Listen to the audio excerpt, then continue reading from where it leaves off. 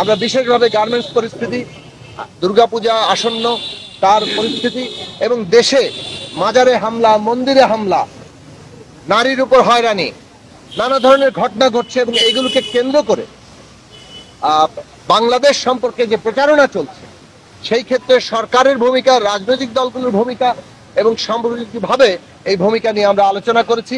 অত্যন্ত ইতিবাচক আলোচনা হয়েছে।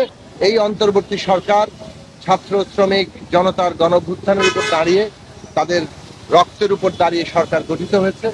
ফলে এই দেশের জনগণের যে আকাঙ্ক্ষা, সেই আকাঙ্ক্ষা বাস্তবায়ন করা তাদের দায়িত্ব। সেই দিক থেকে তাদের যে আশু কর্তব্য, জনজীবনে শৃঙ্খলা ফিরিয়ে আনা, জানমালের নিরাপত্তা প্রতিষ্ঠা করা এবং শহীদদের জাতীয় মর্যাদায় অভিষিক্ত করা, ন্যায় বিচার শুরু করা, আহত নিহত সকল পরিবারের দায়িত্ব গ্রহণ করা, এই সব প্রশ্নগুলো এবং সবচেয়ে বড় ব্যাপার হচ্ছে অর্থনৈতিক চ্যালেঞ্জ মোকাবেলা করা।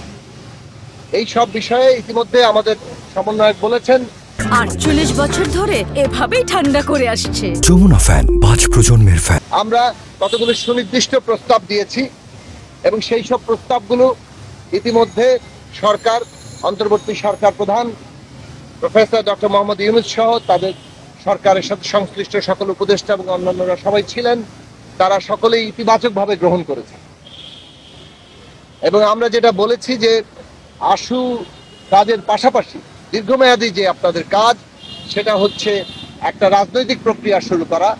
অর্থাৎ এখানে কিভাবে এই নতুন রাজনৈতিক বন্দোবস্ত, সংস্কার এবং একটা গণতান্ত্রিক নির্বাচন হবে, সেই বিষয়ে রাজনৈতিক দলগুলোর সাথে আলাপ আলোচনা করা, শিক্ষার্থীদের সহ এবং দেশের শ্রেণী পেশার অংশীজন সহ রাজনৈতিক দলগুলো সহ একটা আলাপ আলোচনাটাকে নিবিড় করা। সেটার জন্য আমাদের দিক থেকে আমরা মনে করি যে একটা কাঠামো তৈরি করা দরকার।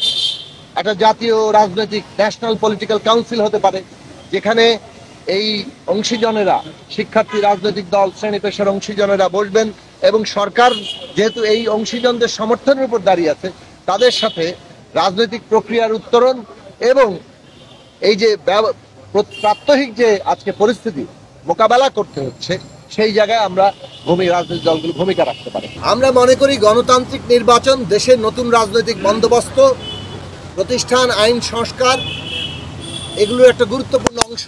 নির্বাচন ছাড়া এটা সংস্কার ছাড়া নির্বাচন, দুটোকে প্রতিপক্ষ হিসেবে দাঁড় করানোর কিছু নেই। এই দেশে নতুন রাজনৈতিক বন্দোবস্ত, সংস্কার এবং গণতান্ত্রিক নির্বাচন, এগুলো সবই একে অপরের পরিপূরক। গণতান্ত্রিক উত্তরণের প্রত্যেকটি খুবই জরুরি। আমরা আশা করি সমস্ত প্রস্তাবগুলো গৃহীত হবে এবং আরো অনেক কার্যকর পদক্ষেপ আমরা সামনে দেখতে পাবো।